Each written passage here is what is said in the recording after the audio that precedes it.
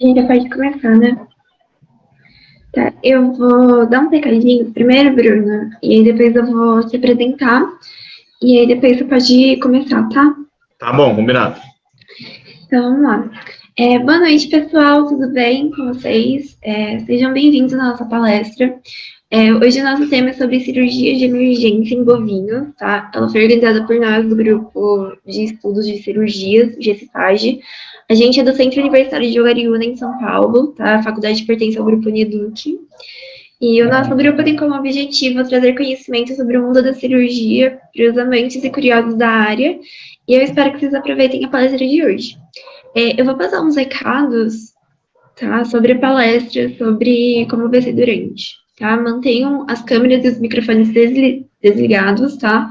Se vocês tiverem dúvida, coloca a hashtag dúvida ou hashtag pergunta no chat, elas vão ser respondidas no final, tá? Pelo palestrante, que daí eu passo pro, eu leio para o palestrante. Não utilize o botão de levantar a mão, porque senão pode acabar atrapalhando.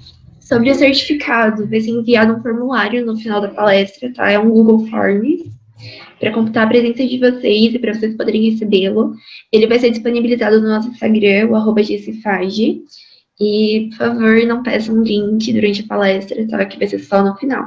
Eu vou enviar esse recadinho de novo no chat para quem entrar depois, ou caso vocês perderam alguma coisa.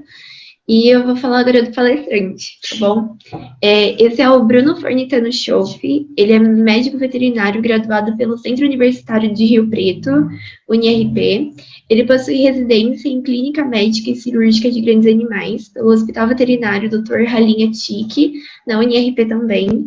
Ele possui mestrado em Cirurgia Veterinária e doutorado em Biotecnologia Animal, ambos pela Unesp de Botucatu.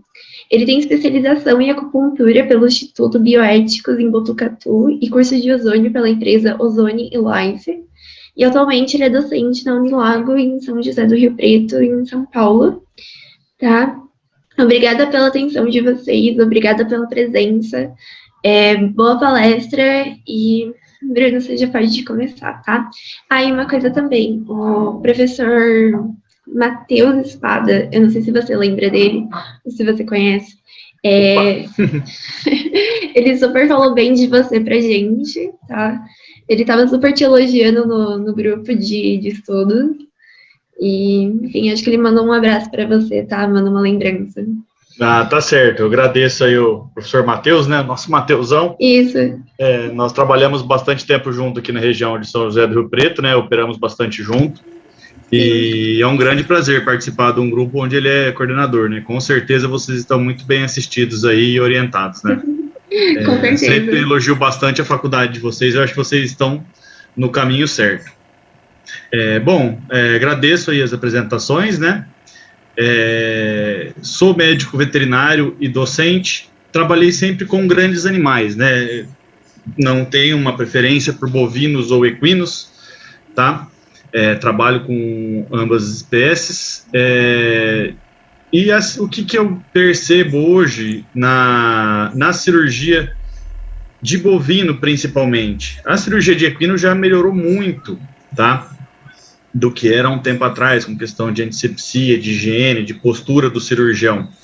E a de bovino vem também nesse caminho com melhoras que são bastante evidentes e, consequentemente, melhorando resultados, tá? Tanto de melhora de postura, de higiene, de apresentação e de materiais, né? E de fármacos também, a gente não pode nem falar. Tem hoje fio muito melhor, antibiótico, anestésico, sedativos, muito melhores do que a gente tinha no passado. Tá? Então, a gente tem que levar para o campo, tá? Ou para o centro cirúrgico, a mesma coisa que a gente faz com o equino, tá? E hoje não tem desculpa para a gente não fazer isso, tá? Com relação à palestra, cirurgia de emergências em bovinos, tá? Eu não conseguiria citar todas as cirurgias emergenciais de bovinos, né? Eu optei por falar de sistema digestório e emergências obstétricas, né? Que eu acredito que são as mais recorrentes, né? Na nossa região, até mais as obstétricas do que as digestórias, por conta do tipo de criação do gado que a gente tem aqui, né? A gente não tem assim, uma pecuária leiteira extremamente forte, principalmente com vacas holandesas, tá? porém a gente tem muita central de receptora de embrião, muito gado de elite, tá? Então a gente acaba sempre precisando fazer alguma assistência obstétrica nessas propriedades, tá? Não que não fazemos gestório, sim, fazemos, mas eu acredito que aí vamos fazer uma proporção, enquanto eu faço 8 cesáreas, eu faço 2 ruminotomias, tá? Pelo tipo de criação. Porém, eu vou falar sobre essas duas partes, né? Acabei não entrando no sistema urogenital, porque eu acredito que ficaria muito longa a palestra, e a gente pode marcar com prazer para uma outra oportunidade. Bom, vamos, sem mais delongas, começar a palestra.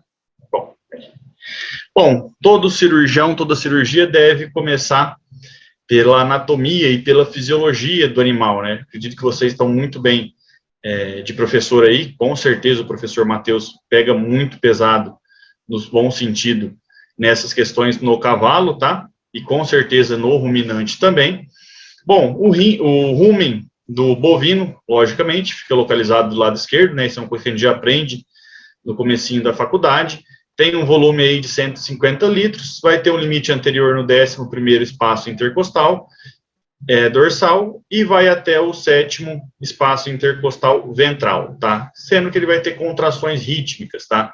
E a falha dessas contrações vai nos indicar, muitas vezes, e vai causar para o animal alguns problemas de digestão ruminal, excesso de fermentação, problemas de motricidade ruminal, tá? Então, toda vez que eu penso em acessar o rumen de um bovino, eu sempre vou pensar do lado esquerdo, tá? Eu vou fazer uma laparotomia pelo lado esquerdo, tá? A gente não deve falar laparotomia pelo flanco, porque laparotomia pelo flanco se torna redundante, porque láparos já quer dizer flanco. Então, a laparotomia já vem do acesso pelo flanco do animal, tá? Da mesma forma, quando a gente faz uma celiotomia, a gente não pode falar, faça uma celiotomia pela linha média. Não, celiotomia sempre vai ser na linha média. Então, a gente erroneamente fala laparotomia pelo flanco, certo? É só laparotomia mesmo. O retículo... Só um momento. Nós vamos ter...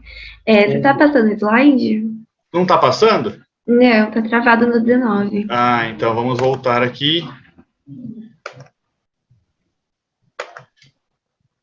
Aí, agora tá passando. Ah, então, perdão. Imagina, acontece. Obrigada. Obrigado, imagina, que isso.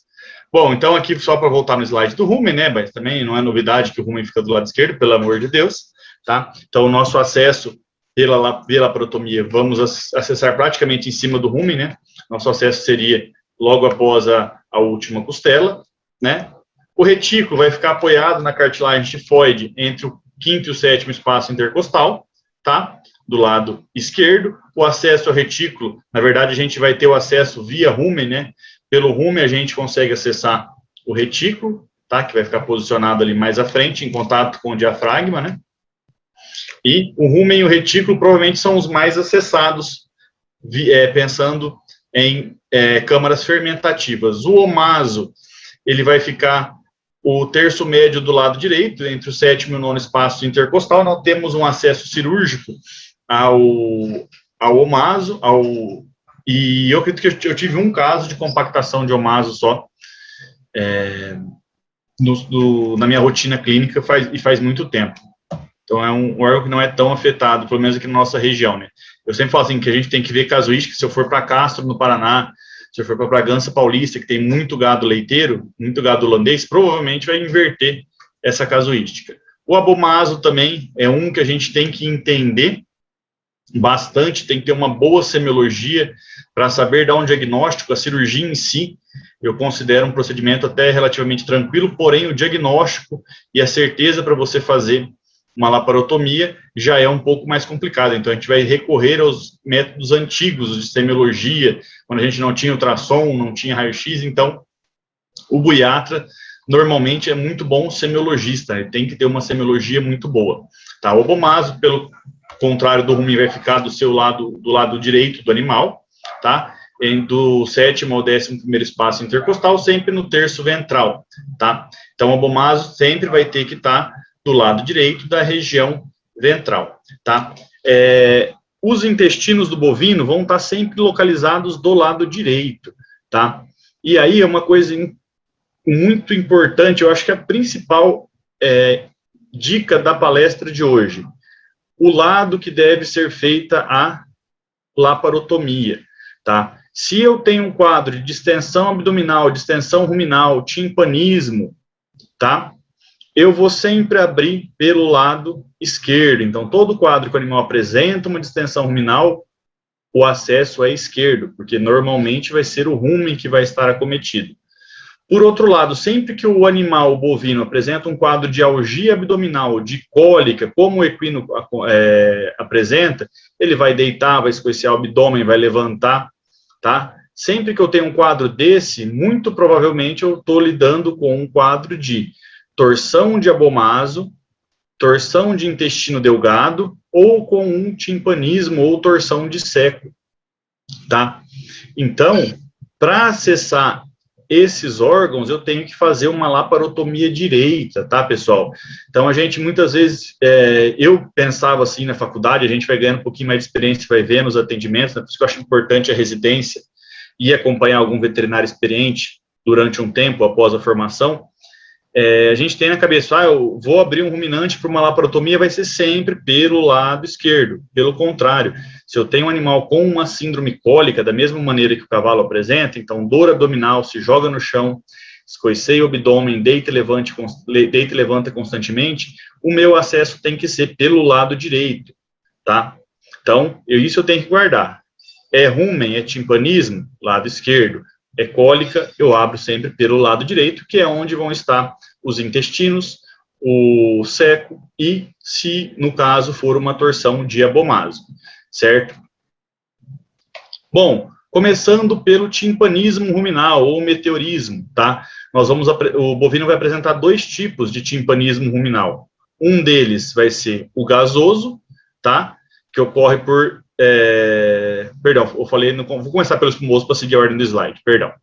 O espumoso, que vai acometer animais que comem grãos finamente moídos, então ele vai ter pouca salivação, e isso vai formar uma espuma ali no rumen dele, na qual a gente vai perceber que a sondagem oro-ruminal vai ser ineficaz, tá? Enquanto que no timpanismo gasoso, tá? Nós temos duas formas para que isso ocorra. A forma primária, o animal troca dieta, o animal recebe uma dieta nova, sem adaptação, ele vai produzir gás de forma excessiva, tá? Principalmente quando tem muito carboidrato, então vai distender esse rumen, tá? E a outra maneira é um timpanismo ruminal gasoso secundário, quando o animal tem uma obstrução do esôfago, tá? Normalmente ocorre, eu acredito que na nossa região, 99% dos casos que eu atendi de obstrução esofágica foi por caroço de manga. Então, eu até brinco na graduação que é uma doença sazonal. Vai ocorrer lá em novembro, dezembro, no máximo janeiro, depois acaba a manga, o animal não vai obstruir mais. Mas já vi também com laranja, com pedaço de algumas raízes, tá? Então, dois tipos de timpanismo. A diferença, como que eu dou o diagnóstico, tá? O animal vai ter uma distensão ruminal, lógico que no gasoso, a tua percussão vai ter um som mais timpânico, tá? Enquanto que na espuma vai ter um som um pouquinho mais maciço, tá? Porque vai ter a espuma ali dentro do rumen. E a sondagem oro-ruminal é outra maneira de você diferenciar um do outro. Por quê? Se eu tenho um timpanismo gasoso, eu não, o boi no caso, né? O boi ou a vaca, tem um timpanismo gasoso, quando nós passarmos uma sonda, o que vai acontecer com esse gás? Vai sair e o rumen vai esvaziar, tá? Então você vê o flanco dele ficando acinturado novamente, tá? Ah, professor, mas e se ele tiver um caroço de manga? A grande maioria das vezes que eu atendi animal obstruído com caroço de manga, eu não precisei fazer cirurgia.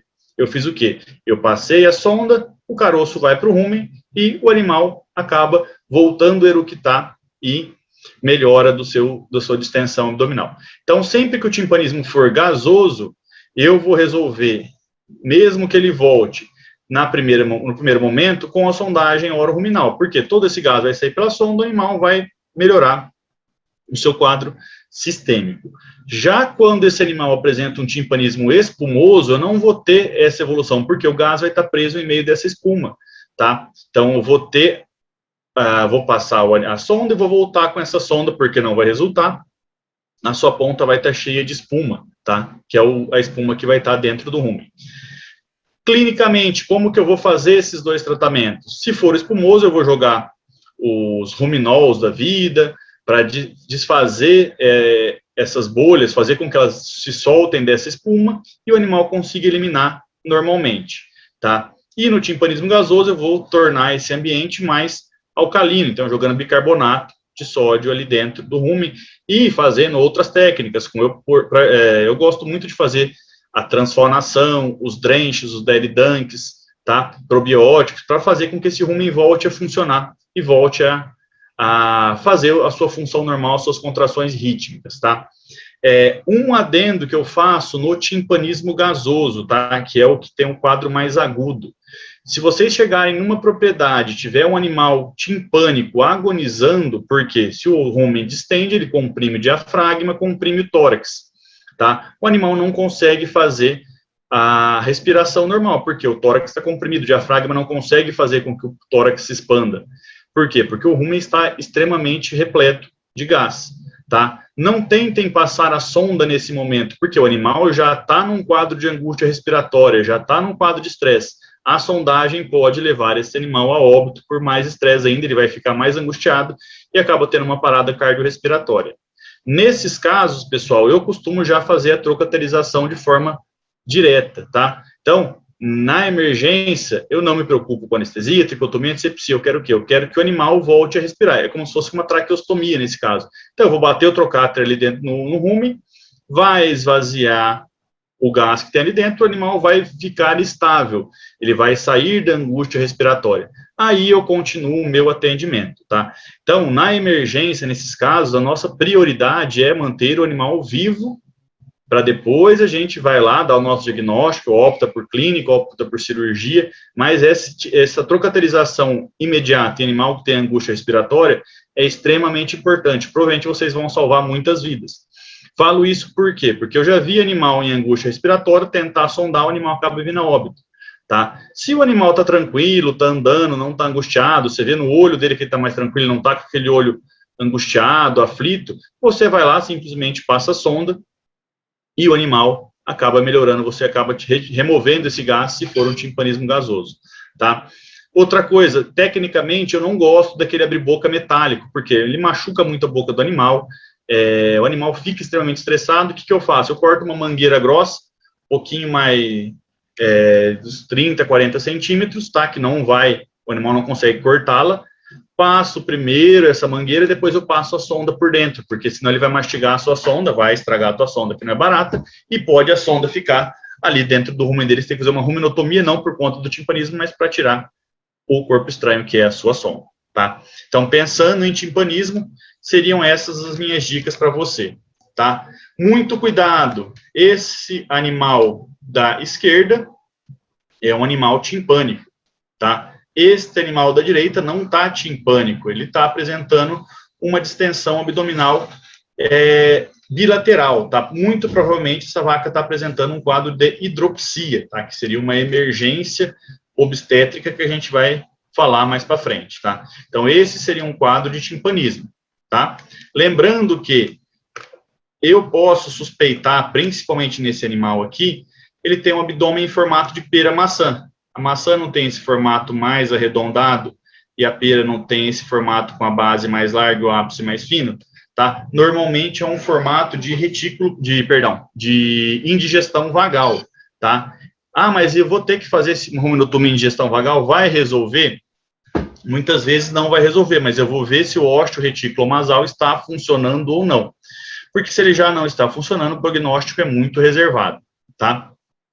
Porque toda vez que eu tenho um quadro de indigestão vagal, eu tenho perco a ritmicidade da contração ruminal, tá? Então, a hora que eu vou palpar, eu vou palpando todo o interior do rumen pelo acesso da laparotomia e vou passar o retículo e palpar. É um orifício que fica ali no retículo masal. A hora que eu vou colocar os dedos ali, ele tem que contrair, tá? para mostrar que está tendo as contrações. Se ele não estiver contraindo mais, significa o quê? Que ele já está perdendo, está sofrendo com uma neurite lá do nervo vago, né? Então ele perde a sua função, a gente não consegue ter um prognóstico muito bom para esse animal, porque ele vai começar a ter refluxos, tudo. Então, é um quadro que seria mais grave. Bom, lá para a ruminotomia, vamos fazer sempre pelo lado esquerdo, tá? Depois da 13ª costela, tá? Que tipo de anestesia que nós podemos utilizar, tá? Normalmente, eu, pela minha idade já um pouquinho avançada, meus quase 40 anos, eu não gosto de operar mais bovino no chão, porque eu tenho que ficar agachado e me dói muito as pernas e as costas. Então, eu prefiro fazer com esse animal em estação, tá? Então, hoje eu faço em estação. Já fiz muito com animal em decúbito, tá? Nesse caso, teria que ser um decúbito lateral ou um decúbito ventral. Bom, como eu gosto de fazer com o animal em estação quadrupedal, no máximo eu vou fazer um tranquilizante, uma cepromazina, com uma dose muito baixa, tá? Porque eu não quero que ele venha a decúbito, tá? E se eu fizer um alfa-2 agonista, com certeza ele vai vir a decúbito, tá? Então, normalmente eu faço a ceprazinha e coloco uma agulhinha aqui, num ponto de acupuntura que se chama Intang, tá? E o animal ceda e fica bastante tranquilo. E aí eu vou fazer uma anestesia local, lógico, isso num brete de contenção, tá? Quando eu tenho um anestesista, que muitas vezes eu atendo no hospital veterinário aqui em São José do Rio Preto, da Unirp, tá? Eu alugo às vezes o espaço e atendo por lá. Eu tenho um anestesista lá, então eu não vou me preocupar com anestesia, eu só quero que o meu animal fique imóvel. Então ele vem lá e faz a anestesia que ele julgar necessário e que vai atender às minhas necessidades. Quando eu estou sozinho, tá só apenas eu e minha equipe, ou o residente, ou o outro veterinário, o doutor Edson, que trabalha comigo, nosso plano anestésico é o mais simples, é o arroz com feijão bem feito. Então, é um tranquilizante, no máximo a cepromazina, uma dose bem baixinha, e com anestesia local, tá? Eu faço um cordão infiltrativo onde eu vou fazer a minha incisão, tá? Se a vaca for uma vaca muito gorda, muito obesa, como as Nelores de elite, tá? Principalmente as Cenepols, que a gente atende aqui na nossa região, muitas vezes eu tenho que fazer a primeira camada, fazer a primeira incisão, depois anestesiar a parte muscular, tá? Isso é muito comum acontecer por conta da grande quantidade de gordura que esse animal apresenta, tá? Então, uma linha de anestesia só, às vezes, não adianta, tá? Não é que eu não acho que deva ser feito, mas eu não gosto de fazer paravertebral, eu acho que você perde um pouquinho de tempo. Se tiver um anestesista e fizer, perfeito, eu acho uma benção, mas se eu tiver que fazer anestesia e depois me paramentar, eu acho que perde um pouco de tempo.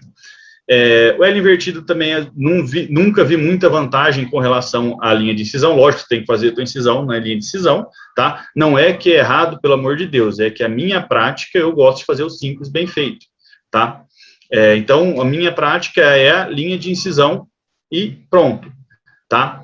Não faço epidural também, já tive experiências ruins com epidural, até porque epidural baixa, na C1, C2, vai pegar muito pouco a parte, uma analgesia em pouca parte, né, na parte mais da vulva ali, talvez na parte de trás do semi-entendidoso semimembranoso, e a anestesia alta vai causar uma incoordenação que essa vaca pode vir a decúbito, tá? Ah, mas você pode fazer xilazina, opioides, eu nunca tive experiência muito boa, tá? Como eu disse, se eu tiver um anestesista que vai ser responsável pela anestesia, perfeito, o animal ficando imóvel e vivo, para mim, é suficiente. Mas eu não gosto de fazer, porque eu nunca vi necessidade, tá? Eu prefiro fazer uma analgesia sistêmica melhor no transoperatório do que fazer uma epidural, tá? Não é que está errado, pelo amor de Deus. Isso são maneiras de se trabalhar, tá? Então, o importante é o animal não sentir dor. Essa é a principal... minha principal, como posso dizer, missão, é que o animal não sinta dor e seja feita uma cirurgia limpa, tá? Então, minha anestesia é tranquilizante, a cepromazina e linha de incisão. Se for um animal muito gordo, eu vou anestesiando paramentado depois, vou pegar a lidocaína de maneira estéril e vou fazer na parte muscular mais profunda, tá? O que eu não deixo de fazer? Sempre uma boa tricotomia, uma tricotomia ampla, uma boa antisepsia, sempre vou operar paramentado, tá? Ah, professor, mas eu vou ter que lavar pano de campo, vou ter que lavar capote. Pessoal, isso hoje tudo vem de descartável. E já vem descartável estéril, você não gasta nem energia para esterilizar. Eu esterilizo malemar Malemar não disse, não que eu não esterilizo, mas apenas a minha caixa de instrumental, porque o resto já compro tudo descartável, para não ter que trazer para casa, lavar. Então, eu prefiro já usar tudo descartável. Você compra, o proprietário vai pagar um preço a mais, por isso, claro, mas é o preço pelo melhor resultado. Então, sempre vou usar.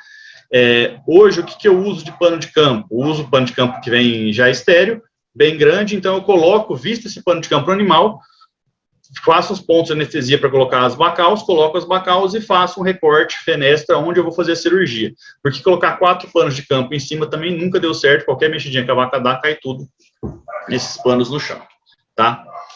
Bom, incisão, pele, oblíquo abdominal externo, oblíquo abdominal interno, transverso do abdômen, e aí nós vamos acessar a cavidade peritoneal, tá? Então, a técnica cirúrgica em si aqui não é o principal foco, é só algumas dicas, né, para vocês quando saírem a campo, quando forem acompanhar veterinários, aprenderem coisas diferentes, que eu acho que é o mais interessante.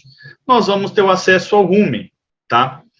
Bom, acessamos então o rumen. O que eu vou fazer? Eu vou suturar o rumen aqui na pele. Para quê? Para a hora que eu for fazer a rumenotomia, abrir esse rumen, não ocorrer a contaminação da cavidade peritoneal, tá? Então, eu vou deixar bem vedado isso, um ponto simples, contínuo, pegando rumen e pele, tá? Lembrando que grandes cirurgiões, grandes incisões. Se eu fizer uma incisãozinha pequenininha, se eu tiver que tirar 200 litros de espuma lá dentro, eu vou demorar a tarde inteira. Então, vou fazer uma incisão grande, que às vezes cabe até um baldinho lá dentro para eu acelerar a remoção dessa espuma, se for um timpanismo espumoso, tá?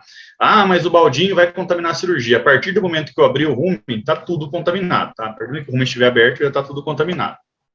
Então, sutura-se o rumen na parede abdominal, tá? Aqui está suturadinho, e aí eu vou acessar essa cavidade. Lembrando que após eu acessar essa cavidade, eu tenho que trocar minha paramentação para continuar a cirurgia, porque eu vou me contaminar, tá? Pessoal, os alemães, os austríacos, eles têm alguns instrumentos, os buiatras antigos, tem essa lona que eles têm, que você coloca acoplada dentro do rumen, você deixa uma cirurgia muito mais limpa, ela é impermeável, é fácil de lavar, tá? Então, você vai retirar toda essa espuma, todo o conteúdo, explorar o rumen com respeito a corpo estranho, se tem pregos, tem parafuso, em questões de retículo-pericardite traumática, vai testar o orifício reticulonasal, tá? Tudo feito o procedimento. Você pode já jogar um conteúdo ruminal, uma transfonação lá dentro, que eu acho que é o probiótico mais barato e é o mais eficaz, tá? Então, toda faculdade, toda clínica, toda fazenda deveria ter um animal fistulado para fazer essa doação de líquido ruminal.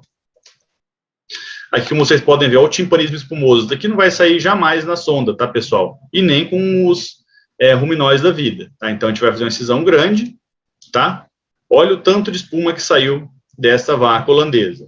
Esse tronco, pessoal, fixo, isso é utilizado para vaca holandesa. Uma girolanda já é um pouco mais complicado de colocar nesse tronco. Eu estou com uma novilha Nelore, que ela é extremamente mansa, tá? A gente está usando um tronco parecido, mas ele é uma novilha de pista, uma novilha de elite, e se eu puder colocá-la no brete de contenção de parede móvel, eu até prefiro, tá? Eu não gosto muito de brete de guilhotina, porque se cai uma vaca ali dentro, é extremamente difícil para a gente retirá-la de lá, tá? Aqui é um vídeo que foi cedido pelo meu orientador, professor Celso, na época ele trabalhava em Araçatuba, atendendo o timpanismo espumoso. Então, notem o tanto que sai de espuma do rumen. Então, numa incisão pequena, pessoal, isso vai ficar muito demorado, tá? Quanto mais demorado, maior a chance da vaca deitar no brete, que provavelmente foi o que aconteceu aqui, tá? Você aumenta um grau de contaminação, sim, embora aqui tudo vai estar contaminado. Para você voltar para a parte estéril da cirurgia, você vai ter que fazer toda uma degermação aqui, tá? Aqui mais uma vez, olha o tanto de espuma, tá? Então, se preparem para utilizar um bom macacão, tá? A gente usa aquelas jardineiras impermeáveis com bota de borracha, tá? O capote impermeável é interessante, tá? Porque então você vai encher de pústula os seus braços também, tá? E isso é o que vai sair do rumen de um animal com timpanismo espumoso. Então, não é pouca quantidade, tá? Só para vocês terem uma noção que não é uma cirurgia que vai ser limpinha, igual, por exemplo, uma cirurgia de cólica, que embora quando abre o cólon também, já vira aquela... Só que você consegue controlar mais. Quando você está no curral, no brete ou no centro cirúrgico, né? Você, no ruminante, você tem sai muito mais conteúdo do que sairia no cólon de um cavalo. Bom, de rumen seria isso, pessoal. Como que a gente faz a rumenorrafia? Eu vou primeiramente fechar o rumen, né? 2 planos invaginantes. Também não vejo necessidade de polêmica. Quem gosta de fazer Schmiden e Cushing faz. Quem gosta de fazer Cushing, Cushing faz. Quem gosta de fazer Cushing, Lambert faz. É o que você preferir. Desde que seja contínuo, tá, pessoal? Porque o ponto contínuo é muito mais rápido. Você distribui bem a sua tensão e ali no rumen você não vai ter uma tensão muito grande, tá? Não tem por que você fazer um ponto interrompido. Tá? Fio absorvível, tá? Eu gosto de utilizar o PDS4, que é polidiaxaçona 4, ou o PGA6, tá? Que é o ácido poliglicólico 6. Se tiver um Vicryl 2 ou 3, é interessante também, tá? Então, o Catigu eu aboli da minha vida, nem ruminante a gente utiliza mais, tá? Então, fios absorvíveis e sempre sutura contínua, tá? Schmiden e Cushing. Acabou o Schmiden e Cushing, eu vou lavar bem aquela região, tá? Eu venho utilizando com muito sucesso o soro ozonizado, tá? Pela questão de ação antimicrobiológica e anti-inflamatória que ele tem, lavo bem aquela região, troco minha paramentação, aí eu vou soltar a sutura de ancoragem do rumen e fechar a parede. Para fechar a parede, normalmente o PGA 6 também eu vou utilizar, ou o Nylon 4, se eu tiver, também contínuo. Tem a possibilidade de você abrir em camadas, né? Fazer o oblíquo abdominal externo de um lado, o oblíquo abdominal interno do outro, o transverso do abdômen no seu sentido, tá? Que eu não faço, porque a janela fica muito pequena. Eu gosto de abrir todos no mesmo sentido. Então, eu faço 1 ou 2 planos contínuos, que é extremamente rápido, tá, pessoal? Mesmo a incisão sendo grande, você faz um simples contínuo bem tranquilo, e já passo para a pele, tá? Ou faço um donate contínuo, ou um simples contínuo. Ah, quero fazer um wolf na pele, sem problema, quero fazer um X, até pode, eu acho que causa um pouquinho de isquemia. Mas eu, em ruminante, eu já opto por praticamente todos os planos contínuos, tá, pessoal? Eu acho que é muito mais rápido e você consegue distribuir muito melhor a sua atenção, tá? Mas, como eu falei, não sou dono da verdade. No começo da minha carreira, eu tinha um pouco de receio, eu fazia ponto em X, só que eu não tinha fios de qualidade como eu tenho hoje, eu não tinha um soro ozonizado para lavar como eu tenho hoje. Tá? Não tinha antibióticos, tá? Sempre que eu estou fazendo um procedimento desse, pelo menos meia hora, 1 hora antes, o animal já está com antibiótico, tá? Já está com analgésico para ele não passar dor na cirurgia. Para ajudar a anestesia, né? Eu faço uma anestesia balanceada e para evitar contaminações, tá? Então, sempre o antibiótico vem antes da cirurgia. Se eu conseguir, tiver com a possibilidade, que é sempre quase possível, eu vou deixar a orelha desse animal com um catéter, canulada, descendo um sorinho com gentamicina, tá? Descendo um soro com glicose, para deixar esse animal sempre com uma via de acesso de emergência, tá? Partindo para o deslocamento de abomaso, pessoal. O deslocamento de abomaso, mais comum é o deslocamento à esquerda, tá? E nós temos o deslocamento do abomaso à direita e o deslocamento do abomaso à direita com o volvo. Então, são 3 tipos de deslocamento. A esquerda, que é o mais comum, a direita simples e a direita com o volvo. Quando tem volvo, pessoal, o bovino sempre vai ter sinal de cólica. Então, por que lado que eu tenho que fazer quando tem volvo de abomaso? Pelo lado direito, tá? Se não tiver o volvo, eu posso fazer tanto pelo lado esquerdo quanto pelo lado direito. Bom, começando pela esquerda, então. O que o abomaso vai fazer? Ele vai passar do seu lado, que é do lado direito ventral, ele passa por baixo do rumen e se localiza depois entre o rumen e a parede abdominal do lado esquerdo, tá? Vai ser mais ou menos assim que vai acontecer. Então, ele está bonitinho do seu lado direito, vai migrar com o aumento maior, ou o grande aumento, e vai passar para o lado esquerdo. Tá? Esse que seria o deslocamento do abomaso para a esquerda. Esses vídeos, pessoal, não sei se vai rodar na apresentação que eu vou mandar para vocês, mas é tudo vídeo fácil de achar no YouTube. Qualquer coisa eu procuro o link e mando no grupo para vocês. Tá visto pelo lado esquerdo, a gente vai ver o abomaso brotando aqui por baixo do rumen e vai distendendo cada vez mais, porque a tendência dele é acumular gás, então ele vai subindo aqui entre o rumen e a parede abdominal esquerda. Aí seria o deslocamento abomasal à esquerda. É a forma mais comum, tá? Ocorre comumente nas vacas leiteiras, tá? Por que eu digo vaca? Porque ele é muito mais comum em vaca, principalmente no pós-parto. Então, touro dificilmente vai ter um deslocamento de abomaso. Por que eu falo deslocamento? Dificilmente. Pode ser que tenha, mas é extremamente raro, tá? Por quê? Por condições fisiológicas que a gente vai falar aqui mais para frente. Ocorre a maior incidência em vaca entre 5 e 6 anos, sempre no início da lactação, tá? Por que no início da lactação? Para a vaca dar leite, ela tem que parir, tá? Então, normalmente o deslocamento de abomaso é considerado uma doença do período de transição. A vaca pariu, o que acontece? Ela está com aquele útero com o bezerrão grande lá dentro. A hora que ela expulsar esse bezerro do útero, o que acontece com o útero? Ele diminui de tamanho, tá? E o útero vai estar bem grande, diminui de tamanho, o abomaso vai ficar mais solto ali dentro. E qual que é a dieta de vaca leiteira? Normalmente é dieta altamente energética, que deixa a motilidade mais lenta e aumenta a produção de gás, tá? Então, tá o abomaso cheio de gás lá, a vaca pariu, o bezerro saiu, o abomaso faz o quê? Vai passar por baixo do rumen e deslocar para o outro lado, tá? Então, normalmente, o deslocamento de abomaso ocorre pós-parto, tá? Principalmente em vaca de alta produção leiteira. Ah, a vaca girolanda acontece? Às vezes acontece também, mas é mais frequente em vaca que está estabulada, que faz pouco exercício, que come menos fibra, que vai fazer com que a motilidade seja menor. Porque quanto mais a vaca anda, mais ela estimula a motilidade. Se ela fica estabulada, anda menos, produz mais gás por causa da dieta, pariu, o abomaso tende a deslocar. Tá? Tão recorrente que a técnica de deslocamento de abomaso é a fixação de abomaso, a abomasopexia, tá? Por ver como que é frequente nesses animais, tá? É raro em touros, raro em novilhas leiteiras e raro em vacas de corte, porque são animais que ficam mais soltos, têm uma alimentação mais fibrosa, tá? Então tem a motilidade mais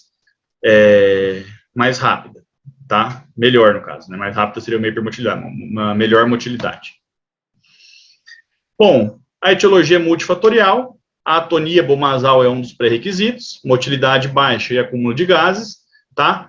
Os fatores dietéticos associados com alta incidência de deslocamento à esquerda são dieta pobre em forragem e rica em grãos, então aumenta a produção de gás, tá? É muito parecido o deslocamento de abomaso com a torção de cólon em equino. Então, a égua pariu, diminuiu o volume ali dentro do útero, o cólon fica mais solto e tende a se deslocar. Vocês já devem ter aprendido, quem fez clínica cirúrgica, com o professor Matheus. Tá? Bom, enfermidades que estão associadas com o deslocamento de abomaso. Hipocalcemia, retenção de placenta, metrite mastite, reticulite traumática, que vai causar uma redução da motilidade, úlceras abomasais, que também diminui a motilidade, indigestão simples e cetose e lipidose hepática, que normalmente são afecções que ocorrem no período de transição, tá? Normalmente pós-parto. Então, sempre que eu for atender uma vaca com deslocamento de abomaso, eu vou fazer um soro com cálcio, tá? Vou fazer uma glicose por conta da cetose, às vezes uma dexametasona, tá? Então, a gente tem que sempre saber que não adianta só fazer a cirurgia, sim tratar o momento que a vaca está passando, fazer um drenche, fazer uma transpalmação, isso tudo é interessante, tá? Não pelo abomaso, como a gente faz no rumen, mas a gente pode fazer via sonda no pós-operatório, tá? Animal que tem úlcera abomasal, a gente pode também utilizar tratamento via oral com o omeprazol, a gente só vai dobrar a dose, funciona muito bem, tá? Todas as minhas úlceras de abomasos que eu tratei, eu fiz o omeprazol e teve bons resultados.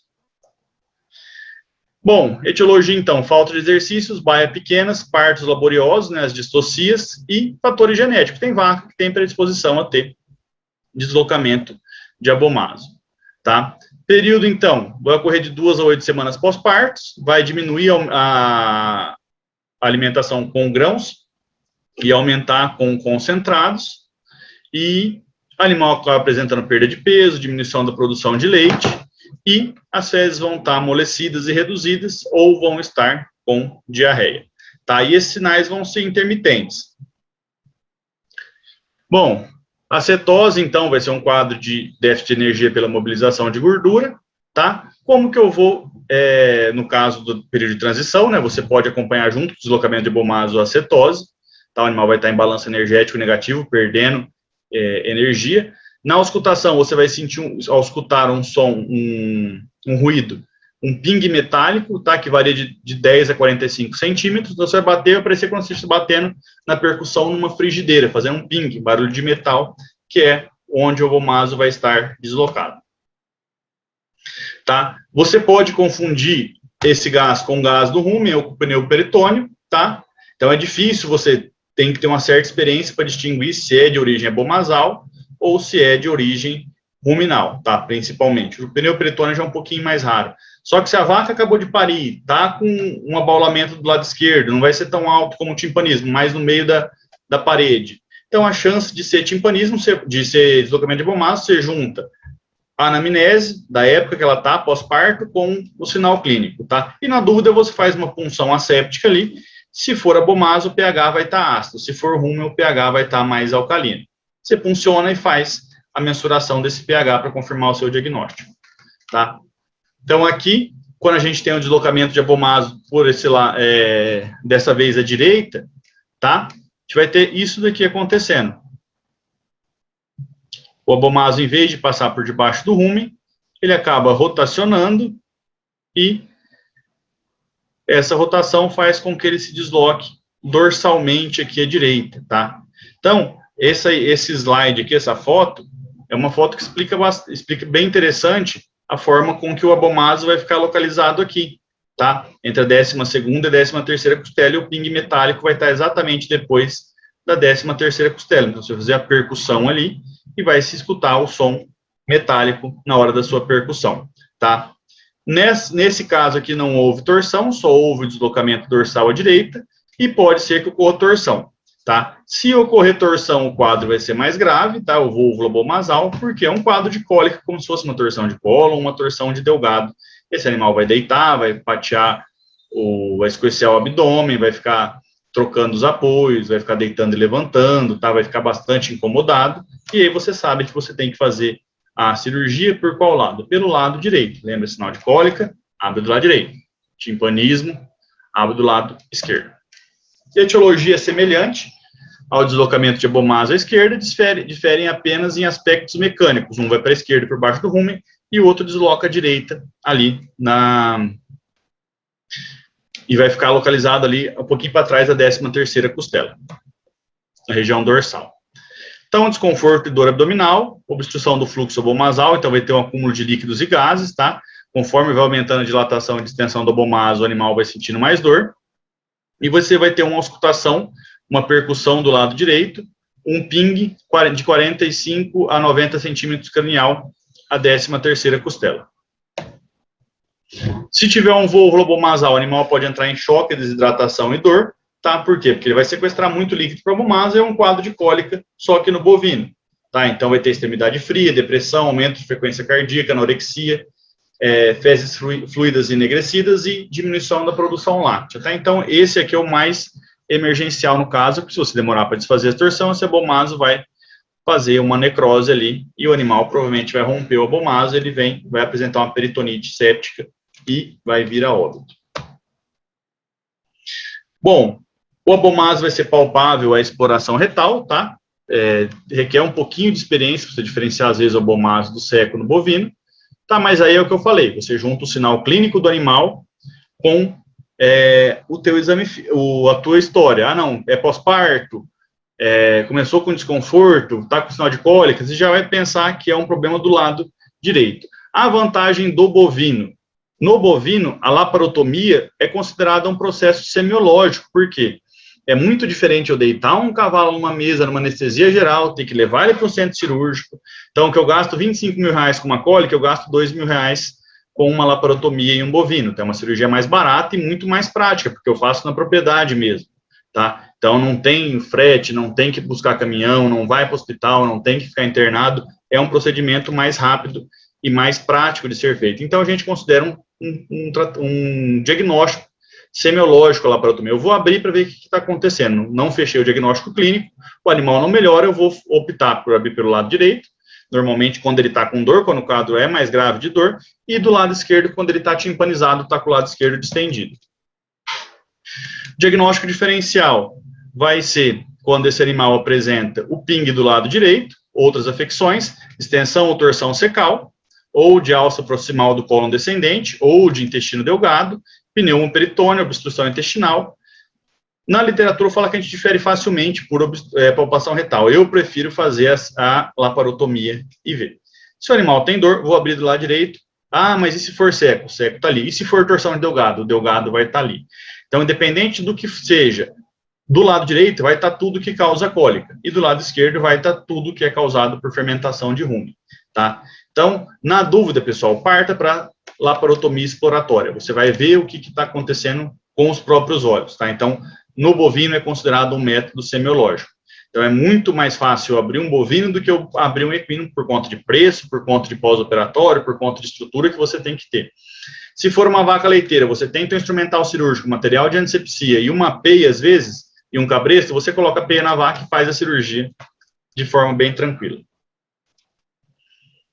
Objetivos do tratamento do deslocamento de abomasa: devolver o abomasa à posição original, tá? E criar uma ligação permanente. Por quê? Porque ela vai parir o ano que vem de novo, vai continuar com a mesma alimentação. Então, tem que deixar esse abomaso fixo para evitar uma recidiva, tá? E providenciar o tratamento para as doenças e associadas, hipocalcemia, cetose, tá? Úlcera de abomaso, que o animal esteja apresentando na clínica. Bom, o objetivo, então, é fixar o abomaso no tratamento cirúrgico à parede abdominal, tá? Temos várias técnicas, tá? Vou falar bem rapidamente, não, acho que não é o foco você falar da técnica cirúrgica em si, é mais de quando você faz uma e quando você faz a outra, tá? A abomasopexia percutânea, ela é o mais simples, é minimamente invasivo. Quem assiste a clínica animal do Dr. Paul já viu ele fazendo, provavelmente, tá? Daquele método porquinho dele. Então, ele vai fazer uma sutura percutânea ventral, você não abre o animal, você simplesmente sutura o abomaso às cegas à parede abdominal, tá? Você tem que ter um bom método semiológico para ter certeza que o abomaso está ali pelo rolamento que você vai fazer e fazer a sutura do abomaso, tá? Se você tiver dúvida se o abomaso realmente voltou para o lugar, você vai fazer uma punção asséptica e vai verificar o pH. Se tiver alcalino, é o rumen que você coletou, então o abomaso não está no lugar. Se tiver ácido, é o abomaso que vai estar ali. Tá, então a gente vai passar esses trocáteres aqui, passa um trocáter, joga essa barrinha dentro, passa outro trocáter, joga a barrinha dentro, vai ficar os dois fiozinhos para fora, você vai suturar o abomaso para fora ali da cavidade, tá? O abomasopexia paramediana ventral é uma técnica, às vezes, para quem não tem o braço muito comprido, porque você vai operar vacas muito grandes, e você prefere operar em decúbito dorsal.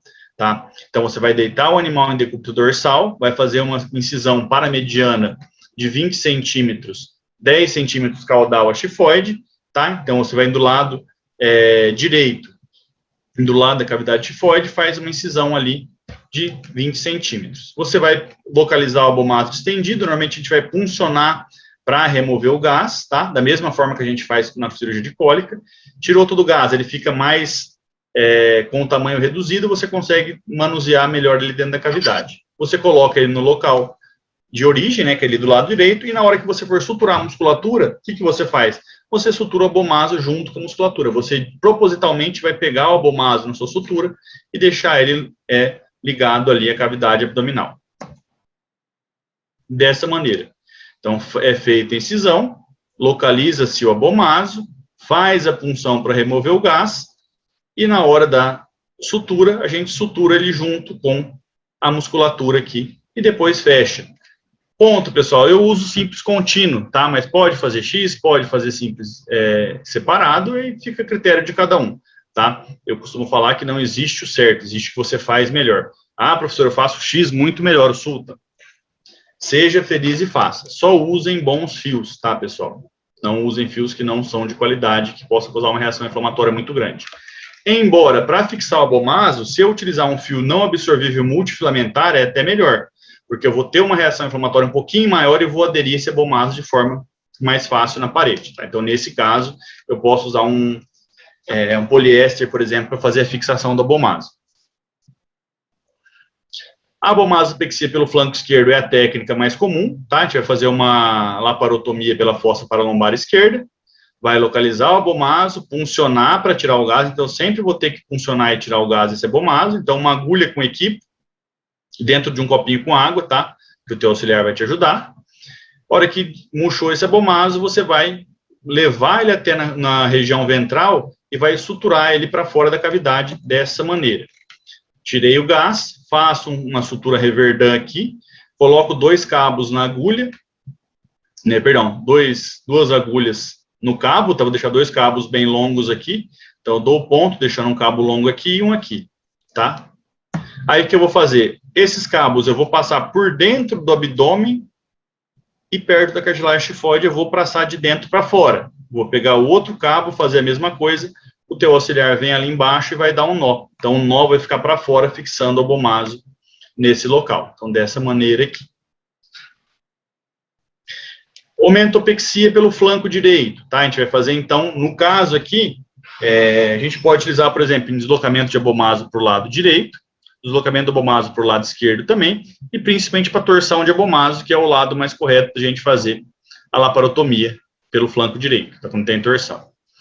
Então, eu vou passar o abomaso por baixo do rumen e vou pegar a prega do aumento maior e estruturar na parede abdominal. Então, aqui é o grande aumento, tá? Aqui é o piloro, a saída do duodeno, e aqui é o abomaso. Então, essa parte aqui eu vou suturar na musculatura, tá? Então, incisão no flanco direito, localização do abomaso e sutura do abomaso na hora que eu for fazer a sutura da musculatura, tá? Como que a gente vai puxar o abomaso do lado esquerdo para o lado direito? Dessa maneira aqui. Então, incisãozinha, o abomaso está lá do outro lado, eu vou com um equipo com a agulha na ponta, escondido, e vou, pum, perfurar o abomaso. Vou drenar todo o gás que tem dentro dele. Se você tiver um aspirador cirúrgico é mais rápido ainda, senão pela própria pressão ela vai sair, e ele vai acabar já indo voltando para o local quando você tira o gás dele. Depois que você tira o gás dele, você vai por baixo ali, puxar o abomaso para o lado dele, para o lado direito, e vai acontecer mais ou menos da maneira como está nesse vídeo. Ó, tudo bonitinho, tudo com pano de campo, tá? Não é porque a gente está operando boi que a gente tem que operar de qualquer jeito. Então, ele esconde a agulha na mão e vai funcionar o abomaso lá do outro lado.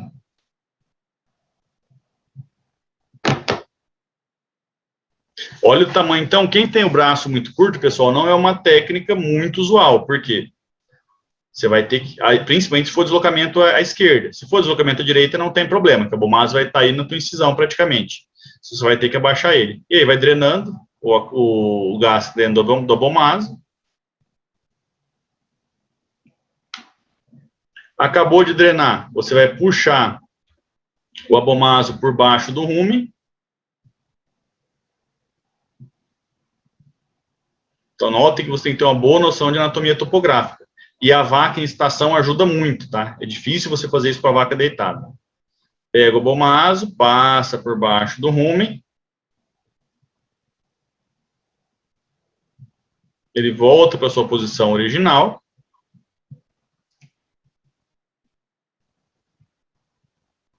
E aí, tá vendo esse círculozinho aqui? Você vai suturar o aumento maior nessa região durante a sua sutura, tá? Para fixar o abomaso.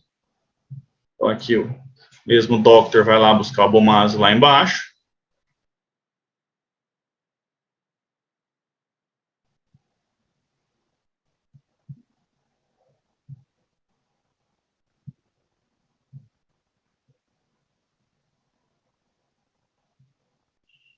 E aí vai fazer a sutura do aumento maior na parede abdominal. Então, você fixa o abomaso nessa região. Então, tem o aumento maior que ele vai suturar na cavidade.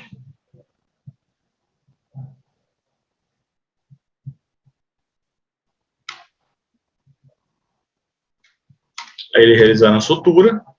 Então, você pega a parede muscular do oblíquo abdominal interno, perdão, transverso do abdômen, o aumento, e serra o ponto. Então, você está fazendo abomazopexia na próxima gestação, esse abomaso não vai deslocar novamente. Tá? Então, assim, isso é rotina, é extremamente simples de ser feito. É treino, técnica cirúrgica é treino e conhecimento anatômico, como vocês devem estar aprendendo aí perfeitamente com o Dr. Matheus. Então, o câmera parece que está meio tremendo, né, mas tudo bem. Então, você passa na musculatura, podia estar usando uma pincinha, né, vamos pegar no dedo, passa no aumento e fecha o nó, tá? E aí você vai fazendo isso, uns 2, 3 pontos, depois você acaba fechando a cavidade. Então, pessoal, de cirurgia do sistema digestório é essa. Eu acho que eu estou um pouquinho passado do tempo. Vou tentar falar um pouquinho, mostrar alguns vídeos de cesariana para vocês, as técnicas que a gente tem, tá? Anestesia é o acesso para a mamária, tá? Aqui a gente fazendo no centro cirúrgico, uma vaca de elite, tá? Então, tem animal que realmente vai para a cirurgia, vai para o centro cirúrgico, tá? O acesso para a mamária, então, a gente tenta deitar o animal com contenção mecânica, com a corda, né? Por conta do produto que está no útero. Se a gente fizer uma anestesia, a gente pode prejudicar esse animal, tá? Então, a gente faz uma italiana e derruba esse animal, lógico, de forma bastante delicada, tentando não machucá-lo. E a hora que eu tiro o bezerro, aí eu faço a xilazina para sedar esse paciente. Às vezes posso fazer até a ketamina para que ele fique dissociado e fique mais tranquilo durante a anestesia, tá? De forma geral, faço uma boa anestesia local, sempre faço a minha paramamária nesse sentido. Quando era mais novo eu fazia muito mais, hoje eu faço muito menos, faço mais com o animal em estação quadrupedal, tá? E com o tempo a gente vai nos adequando à técnica que a gente gosta mais. Então, uma tricotomia bem feita, colocação dos panos de campo, paramentação, incisão da pele, incisão da fáscia, tá? Aqui a musculatura já do reto abdominal, abertura da musculatura, chega no peritônio, e aqui a remoção do bezerro, tá? Normalmente, pessoal, a gente não consegue expor todo o útero pela paramamária, pelo menos eu nunca tive tanta facilidade de expor o útero. Isso era uma mini vaca, tá? Então, mas mesmo nas vacas de tamanho normal, eu acho muito difícil você expor e não deixar cair nada de líquido dentro da cavidade, tá? Mas era a técnica que eu tinha mais facilidade de fazer quando eu comecei a operar, tá? Então, outra dica, sempre que você vai fazer uma incisão no útero, faça uma incisão grande, porque quando você vai tirar o bezerro, se ela estiver pequena, você pode ter uma laceração desse útero, tá? Lacerou o útero, você vai ter que fazer uma sutura mais elaborada. Se ele não estiver lacerado, rapidinho você faz um plano duplo invaginante e termina a cirurgia. Outra dica, não adianta ficar puxando os membros sem posicionar a cabeça do bezerro, já que a gente sofre um pouquinho, então é melhor você voltar os membros, posicionar a cabeça e depois puxar, tá? Mas assim, é uma cirurgia que não tem segredo, a gente tem que simplesmente preocupar com a antisepsia, conhecimento anatômico. A hora que eu abro essa região, eu vou cair praticamente em cima da curvatura maior do útero, então não tem segredo, tá? Um bom auxiliar ajuda bastante, não um residente ou um estagiário que você vai treinando, ajuda muito no procedimento, tá? Porque fazer isso sozinho ou ter que peão te ajudar é muito complicado, porque não vai ser a mesma antisepsia que você vai ter. Tirou, você vai lá e corre, pega o útero, tá? Eu tento retirar tudo que dá da placenta e aí eu começo a fazer a sutura. Faço 2 planos invaginantes, o Schmiden e o Cushing, mas pode fazer Cushing Lambert, depende do que vocês tiverem mais prática de fazer, tá? Essa vaca eu ainda usava a Catiguzi, que é um vídeo mais antigo, de quando eu era mais novo, tá? Então faz o Schmiden, tá? Entra por dentro e sai por fora, o invaginante, aí fica assim depois da cirurgia. Hoje, nessa situação, eu já lavaria com um soro gelado esse útero, tá? De preferência com ozônio, para matar o que tiver de bactéria, já estimular a involução. Sempre na cesariana eu começo a fazer soro com cálcio, para esse útero já começar a contrair, tá? Então, um sorinho com cálcio é interessante para contração uterina, jogar um soro gelado aí ajuda bastante com ozônio, tá? Você já tem uma antisepsia e um efeito anti-inflamatório interessante. Faz uma sutura de musculatura, aí eu fazia X ainda, o Sultan, tá? Hoje eu faria contínuo, tá? E faz um na pele, tá? Mas, que nem eu falei, a sutura, pessoal, é o que eu prefiro, mas às vezes não é o que vocês vão ter mais segurança para fazer. Então, faço o ponto interrompido no começo e vão vendo, conforme o tempo, qual vocês vão preferir. Aqui é um outro caso, mesma coisa, mesma técnica, tá? Só que essa tinha uma infecção uterina. Hoje, pela minha experiência, eu faria essa vaca em estação quadrupedal, para tentar diminuir a quantidade de líquido que cai no útero, ainda mais que tinha um bezerro morto aí dentro, que cai na cavidade pelo bezerro que tinha aí dentro. Então, notem a cor, a diferença da cirurgia passada. Um animal morto, foi um veterinário atender, em vez de palpar e examinar, ele fez uma prostaglandina para a vaca contrair o bezerro sair, só que a cervix não abriu, tá? Então, o bezerro acabou morrendo lá dentro, veio para a gente, e a gente optou por fazer cesariana. Nessa época, se eu não me engano, foi 2008, daí 2009, fazer esse FTO-FUR era uma revolução, tá? Era muito caro, E a proprietária autorizou, falou, eu só autorizo se fizer, eu só faço se autorizar a fazer o CFTOFUR, tá? Então, olha como estavam os anexos dela. Esse vídeo nunca travou, hoje vai travar. O bezerro era muito grande. Vou voltar o slide.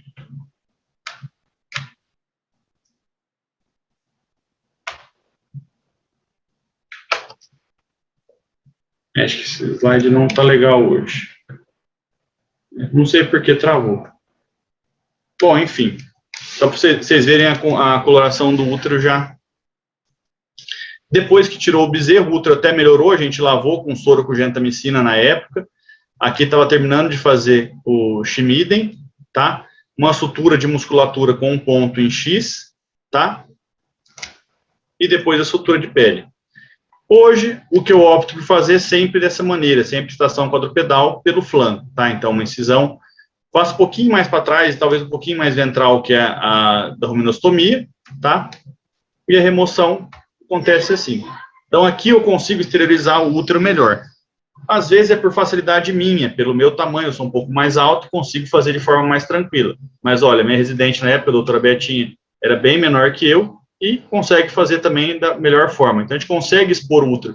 Você pega ali pelo jarrete ou pelo carpo, consegue tracionar esse útero mais para fora, consequentemente, você deixa a cavidade mais protegida, tá? E que foi um experimento que foi feito, foi uma aula prática que a gente acabou usando para o experimento de doutorado de 2 professores, que estavam trabalhando com um bezerro de FIV, né? Então, tinha até, os pediatras estavam aí no jeito para pegar o bezerro, que era o Dr. Guilherme Fabretti, hoje é professor da Unip de Bauru. Então, eu estou pegando o jarrete do bezerrinho. O vídeo na tentativa funcionou direitinho. Faz parte. Deixa eu ver o negócio, pessoal.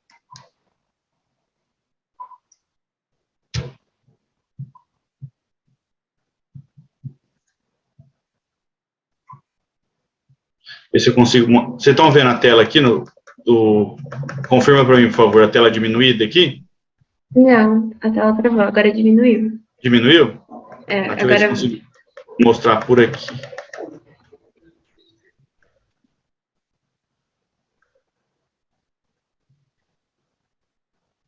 Engraçado, o vídeo rodou no teste, né? Então. Mas que coisa. Aí, agora parece que vai, vamos ver. Vocês estão vendo rodar, tá certo? Tá certo, tá passando. Torcer para ele continuar, então. Desculpas, pessoal, eu até testei antes. Ó, você gruda no... Acho que foi bem no carpo que eu grudei, você consegue tracionar o útero mais para fora. Então, eu acho muito mais prático hoje fazer com o animal em estação. E outra, você não tem que ficar deitando vaca.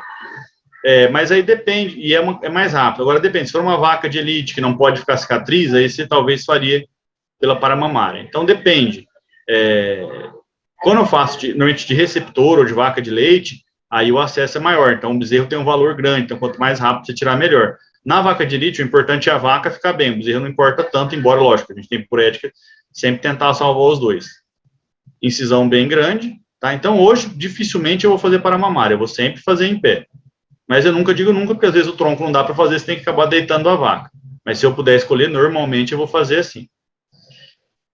E no hospital veterinário, na época, a gente tinha muita tranquilidade. Acho que era o jarrete mesmo, de posterior. Já passo para o obstetra, que é o pediatra, que é o Dr. Guilherme.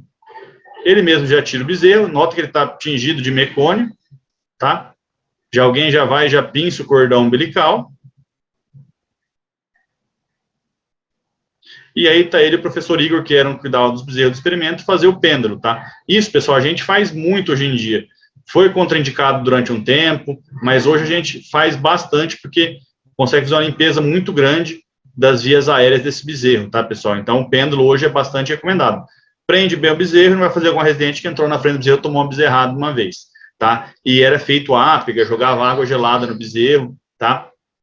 Para ele responder para ele acordar mais rápido, tá? Hoje tem o VG26 que a gente faz aqui, que acelera também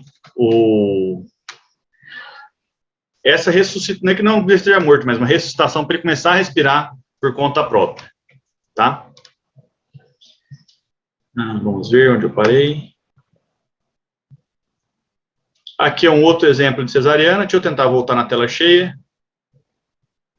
Voltou, pessoal? Vocês estão vendo? Confirma para mim.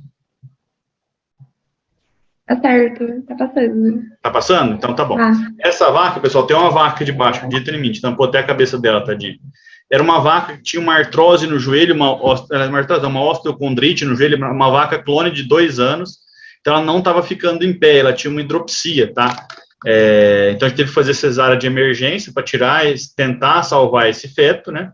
E depois a gente acabou tendo que infiltrar o joelho dela, ela melhorou depois da cirurgia. Mas na cirurgia ela não estava levantando, então a gente fez ela pelo flanco e tentou deixar ela no decúbito mais external possível.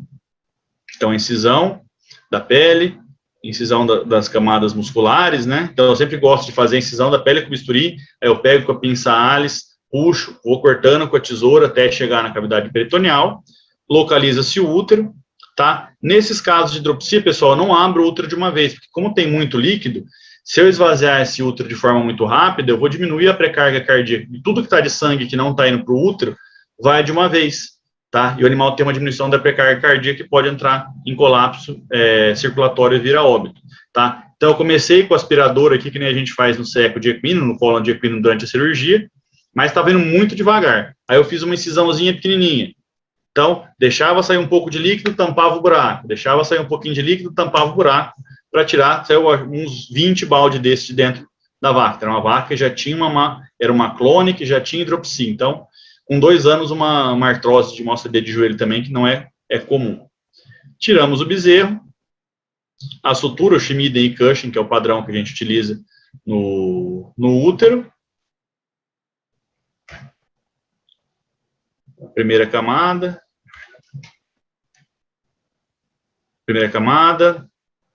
A segunda camada que vem no próximo slide. Acho que é meu computador que não está legal. Segunda camada aí, para esconder a primeira camada de sutura, né? Então, primeiro o Schmiden, depois o Cushing, e o ponto U separado na pele, tá? Então, pessoal, são essas as principais cirurgias de emergência que a gente encontra. Peço perdão um pouquinho que eu demorei um pouquinho na palestra, mas acho que são algumas dicas que podem ajudar vocês no futuro. O que eu acho... Tá no tempo ainda. Você não demorou tanto tempo. Então, tá bom. Então, vou falar mais um pouco. Fica à vontade. Pessoal, então, dicas que eu dou para vocês, que eu acho que falta no buiatra, tá? Eu até costumo brincar que eu sou um cirurgião de cavalo que opera boi, que gosta de operar, porque cirurgião de cavalo normalmente não gosta de operar boi. Tá? E eu tenho prazer, eu adoro. Eu gosto muito mais da cirurgia de bovino do que da clínica. Eu adoro parte de locomotor. Mas, por exemplo, no mastite não é uma coisa que eu atendo muito. As doenças de período de transição, cetose, hipocalcemia, dificilmente eu atendo. Eu faço mais a parte cirúrgica, ortopédica, não só podologia, mas a parte de... Eu trabalho com cultura atleta, né? E a parte de medicina integrativa. Cultura ozônio, isso eu faço bastante. Normalmente eu faço terceirizado para quem trabalha com leite, tá? Mas o que eu vejo na cirurgia? O veterinário de bovino acredita muito que o boi não morre, que o boi é muito forte, que o boi não sente dor. E a gente nota que quando a gente tem um cuidado anestésico melhor, dissocia esse animal, às vezes, quando vai fazer uma cirurgia em decúbito, faz uma anestesia local bem feita, tá? Utiliza um antibiótico antes da cirurgia, um anti-inflamatório, trata a dor do bovino, o bovino sente dor. Então, um anti-inflamatório, às vezes até um opioide, tá? Não tem problema fazer opioide em bovino, tá? Hoje em dia se comporta, o boi vale muito hoje, né? Mas uma vaca de elite, um touro de rodeio, uma vaca holandesa de boa produção leiteira, tá? Uma vaca gir de elite, tá? E a nossa apresentação faz diferença. Se eu for operar, por exemplo, quando eu opero, eu só opero se eu tiver de macacão e bota de cirurgia de curral, tá? Bota de cirurgia de bovino, tá? Lógico, eu não entro com a mesma bota que eu opero no curral no centro cirúrgico de cavalo. Então, você tem um vestimento de curral, vestimento de centro cirúrgico de equino. Eu tenho um macacão impermeável, tenho a bota, tá? Sempre vou estar de gorro e máscara, sempre vou usar capote, luva estéreo. E isso dá muita diferença. Eu vejo muita gente operar de calça jeans e parte de cima do pijama. Pessoal, como você vai embora para casa depois, vai conversar com o dono da fazenda no escritório, tá? Vai atender uma outra propriedade, tudo cheio de placenta, cheio de conteúdo ruminal, tá? Com a mão cheia de sangue, com os pelos todos cheios de sangue do braço. Então, pessoal, isso não é ser veterinário, tá? Nós somos médicos, nós temos que ter a postura de médico, tá? Então, a gente tem que estar bem vestido, tem que estar com a vestimenta correta para operar, tem que usar pano de campo, tem que usar material estéreo, tá? Uma boa caixa de cirurgia, tá? Tem que fazer um tratamento, não só abrir o buraco e fechar o buraco, tá pronta a cirurgia. Tem que fazer soro nesse animal, fazer medicação, tá? Você normalmente tem que ter uma equipe. No começo não é difícil, mas eu acho que conforme vai passando o tempo, vão encaixando as pessoas certas, o estagiário que é melhor, você les convida para fazer, não uma residência, mas para trabalhar com você mais tempo, paga uma porcentagem para ele, tá? E preço, porque não adianta também eu chegar lá, fazer um serviço mal e porcamente, cobrar R$500 para fazer uma cesárea, você não paga nem mais ou menos o tanque do teu carro, R$500 hoje, tá? Então uma cesariana, R$2.000, R$2.000 e pouco, o produtor não paga. Paga, pessoal, paga. Combina antes, porque ele paga. Tá? Pode demorar um pouquinho mais, às vezes você parcela, mas pelo menos você tem que pagar o material que você investiu. Tá? Então é melhor você ter um bom pano de campo. Mas eu vou comprar um pano de campo que vai custar R$20. Você compra por 20, mas você tem que saber que você coloca 40% para vender para o cliente. Tá? Então você não vai perder dinheiro com aquele pano de campo. Pelo contrário, a cirurgia fica muito mais bonita, o proprietário paga com mais satisfação do que se você chegar lá, faz uma tricotomia, abre de qualquer jeito, só com luva de procedimento. Então, nós temos que nos valorizar para ser valorizado. Não adianta ficar chorando que o veterinário não é valorizado, se nós não fazemos o trabalho da maneira correta, principalmente o veterinário de bovino, tá? Veterinário de cachorro já melhorou muito, veterinário de cavalo já melhorou muito, silvestres vem melhorando muito, e a gente não pode ficar para trás na buiatria, tá? Então, é postura, é saber conversar, saber fazer o procedimento cirúrgico, fazer de forma técnica e bem feita, tá? Eu vejo gente operando que não sabe nem pegar num instrumental cirúrgico. Então, uma boa técnica cirúrgica, se você quer operar, se propôs a isso, então treina, tá? Quanto mais você dirige, melhor você dirige. Quanto mais você treina, tiro, você atira melhor. Quanto mais você anda a cavalo melhor. Você tem que treinar e aprender a fazer do jeito certo.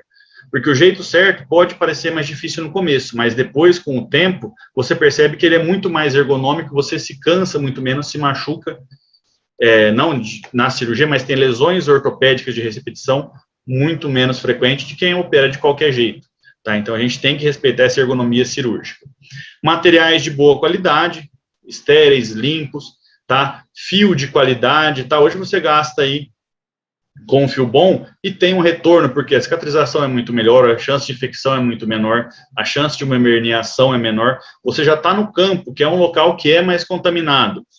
Então, se você usa um fio que tem propensão à contaminação, a chance é muito maior de ele rejeitar esse fio e contaminar, tá? Então, sempre você tem que levar o máximo do centro cirúrgico para o campo. Vai ser perfeito? Jamais vai ser perfeito, mas você tem que chegar o mais perto dessa perfeição. Tá? Às vezes nem no centro cirúrgico a gente consegue ser perfeito, mas a gente tem que sempre tentar fazer o melhor possível de acordo com as regras de antisepsia. Tá? Como eu falei, antisepsia, então uma boa degermação, clorexidina degermante, clorexidina alcoólico, uma tricotomia ampla, tá? Se prepare para ir para a cirurgia, faça um checklist, tá? Tá com a caixa de cirurgia, tá com os antibióticos que precisa, tem as agulhas e seringas adequadas, tem capote, tem luva, tem gorro, tem máscara, tá?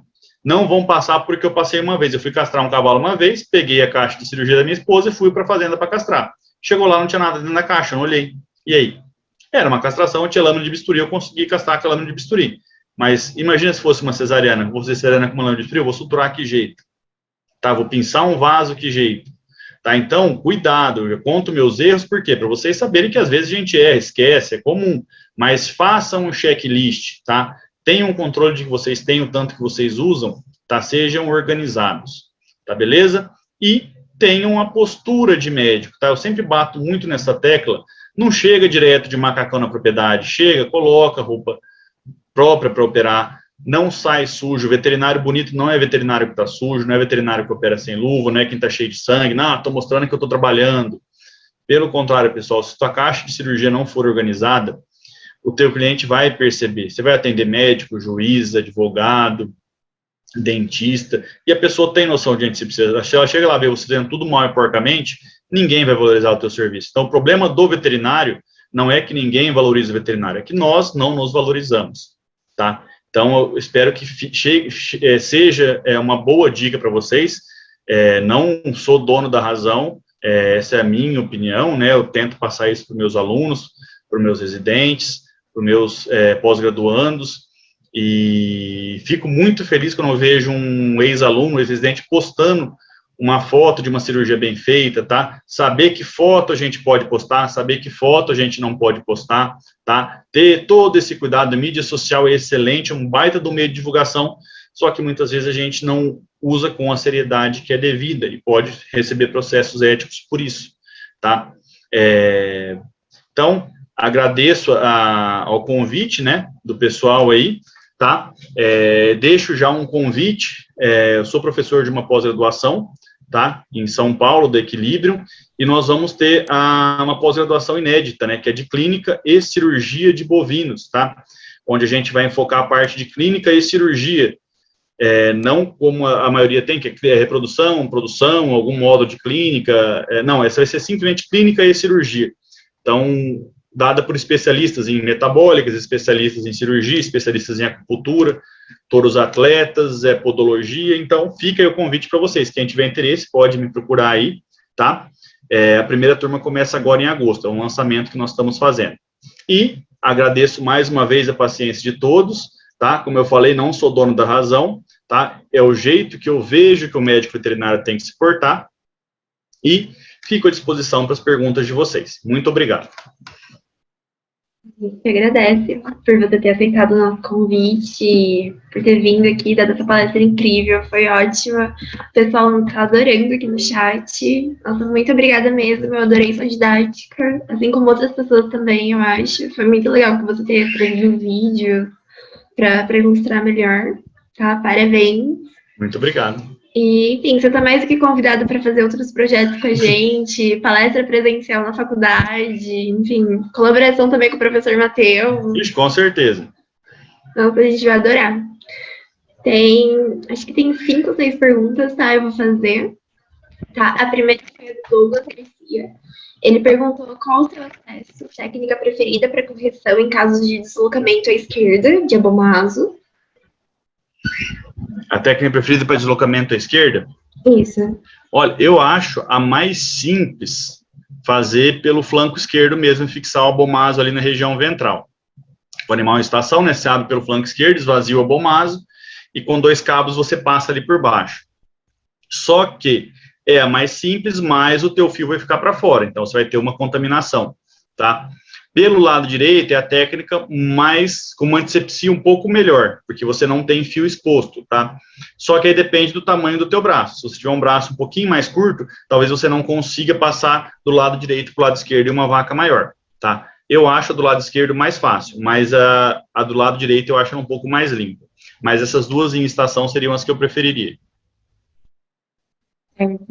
Em relação ao diagnóstico diferencial para deslocamento de abomaso à esquerda, você já atendeu algum caso com distensão e deslocamento de seco?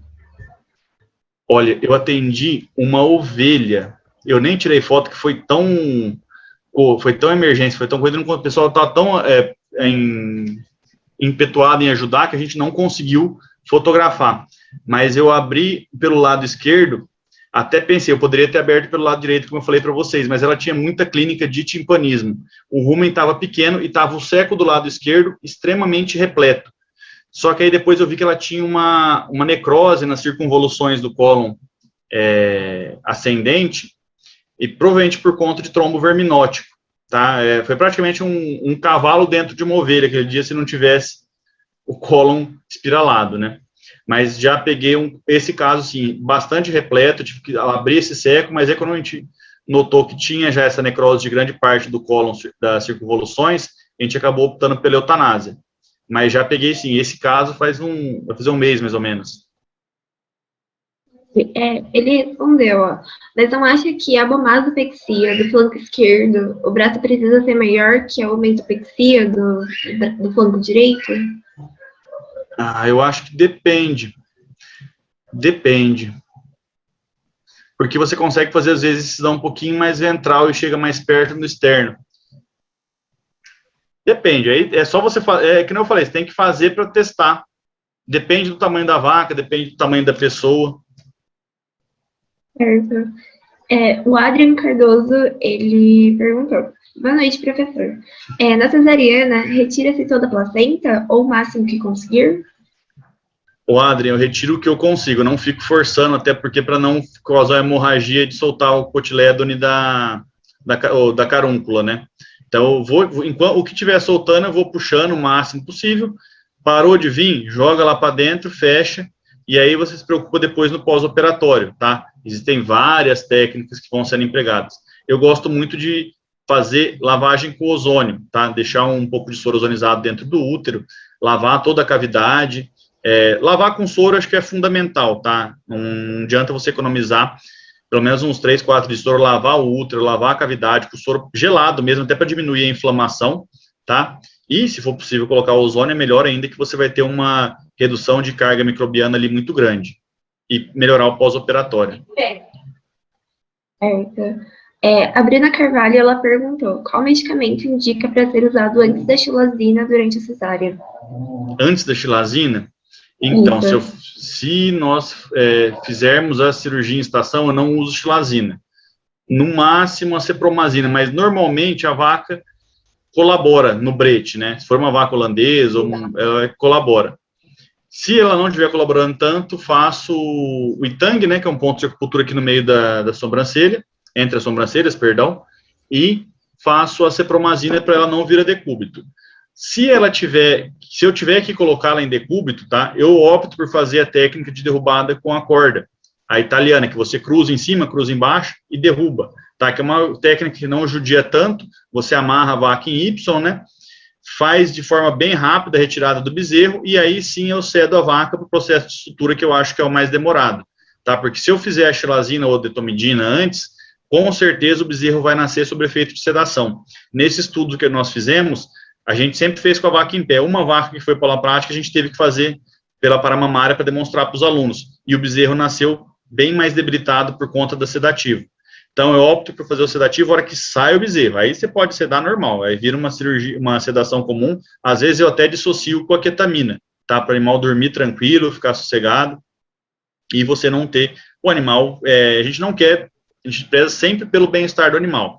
Então, como eu falo, eu uso só anestesia local. Na maioria das vezes, sim, tá? Mas muito bem feita, tá? Muito caprichada. E lembre-se, eu acabei de esquecendo de falar na palestra, calculem sempre a dose de lidocaína, tá? De 7 miligramas por quilo, porque eu já vi um mini boi quase ter uma parada cardíaca pelo excesso de lidocaína.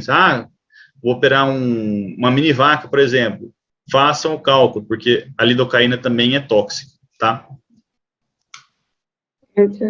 E o Douglas, ele fez outra pergunta. Utiliza ou já utilizou o TRET em útero? Qual? Perdão? O TRET. Está escrito UTRECHT. Eu não sei como que pronuncia. O TRET. O que vem a ser? Eu não conheço. Às vezes pode ser, eu conheço outro nome. Eu também não conheço. Douglas, traduz para nós, por favor. Você está aqui? Sim, galera, tem o link do certificado no chat, tá? O chat, ele fica do lado do botão de participantes, caso vocês não conseguiram acessar ainda. E é só responder, vai ficar disponibilizado no nosso Instagram, no Drive, em até 20 dias úteis. O Adriano falou que é Drench. Drench? Drench, é D-R-E-N-C-H. Se for o Drench no útero? Drench, Não, eu costumo utilizar no rumen mesmo. Se for o Drench, é igual o Daridunk, né? Aquele hidratante oral. Com propileno glicol. Eu prefiro utilizar por via digestória, não tem experiência. Eu costumo, quanto menos coisa jogar no útero, é melhor. Eu gosto de lavar o útero depois, tá? Mas dificilmente eu jogo alguma coisa dentro. Só no máximo soro ozonizado. Antigamente a gente utilizava aquelas pastilhas de terramicina, a Ginovete, se eu não me engano. Aí tem alguns estudos que falam que não é muito interessante, mas assim, sempre que eu usei tive bom resultado. Mas assim, teve uma colega muito boa, muito experiente, falou assim, a gente não está usando mais por causa disso. Falei, bom, então a gente vai escutando os colegas também e vai dando uma melhorada. E sempre evoluir, né, pessoal? Mudou um fio, a gente muda o fio, tá? Mudou a técnica, né? Sempre foi ponto interrompido. Hoje se faz tudo contínuo, inclusive em cavalo, em cólica. Então, isso eu consegui evoluir. A gente vai tentando sempre e se antenar, porque mudança tem sempre, pessoal. Por isso que eu falo, a gente tem que fazer curso, fazer pós, acompanhar a veterinária que opera muito, tá? Lembrar que, né, eu tenho título de mestre, de doutor, mas eu aprendi a operar na residência e na vida clínica, tá? Tem muita pessoa, eu tenho doutorado, pós-doutorado, mas nunca deu um ponto, então não adianta nada. Então, saibam disso, tá? Pelo amor de Deus, quem faz mestrado, doutorado, tem que fazer, quem quer vida acadêmica é interessante. Mas não esqueçam da vivência clínica, tá? A vivência clínica, pessoal, é a hora que você aprende, tá? Então, a hora que você vai acompanhar um professor, vai acompanhar um veterinário a campo para uma cirurgia, presta atenção, não seja um robô auxiliando. Lógico, saiba auxiliar sem atrapalhar também. Mas preste atenção, estude a técnica, saiba o que está sendo feito. Porque aí depois é treino. A primeira cesariana tua nunca vai ser melhor que a segunda, nem melhor que a terceira, nem melhor que a quarta. Lá para a tua 20ª cesariana ruminotomia vai começar a ficar boa. Só que aí quando fica boa, a tendência é você dar uma relaxada e piorar as próximas. Por quê? Você já fica confiante demais. Tá? Então, sempre mantenha esse limiar. Nem muito ansioso, nem muito confiante. Tem que andar sempre no meio do caminho para controlar o teu pensamento e a tua função motor. E treino. Quem opera bem é quem opera bastante. E lembre-se, quanto mais você operar, mais complicação você vai ter, mais complicação você vai ter que aprender a lidar. Tá? Então, quanto mais você opera, mais problema você vai ter. Não adianta. Quem fala que nunca perdeu animal, que nunca viscerou, que nunca teve metrite, quem nunca fez uma hérnia, é porque provavelmente nunca operou. Tá? Então, saibam disso. É muito fácil falar do erro das pessoas, sendo que às vezes é uma complicação que ocorreu, às vezes, por uma falha no pós-operatório que foi feito na propriedade, tá? Porque a gente tem que lembrar também que a gente não interna todos os pacientes, e também não consegue na propriedade todo dia fazer o pós, tá? Então, você tem que ter uma pessoa que você confia na propriedade, e infelizmente nem todo lugar é um local que vai dar essa condição. A gente tem que tentar fazer o melhor possível. Acho que é isso, né? Alguém mais vai querer fazer alguma pergunta no chat? Fique à vontade, pessoal. Quem tiver envergonhado também de perguntar, acho que você tinha o meu número do WhatsApp, tem o Instagram, fique à vontade para perguntar, aí estou aberto a convites, aulas presenciais, aulas práticas, o que precisar eu estou sempre à disposição. Vai ser um prazer ir para Jaguariúna, e tem um boteco que é muito bom aí, que chama Estação, né, se eu não me engano. Tá vendo? Eu já conheço a cidade.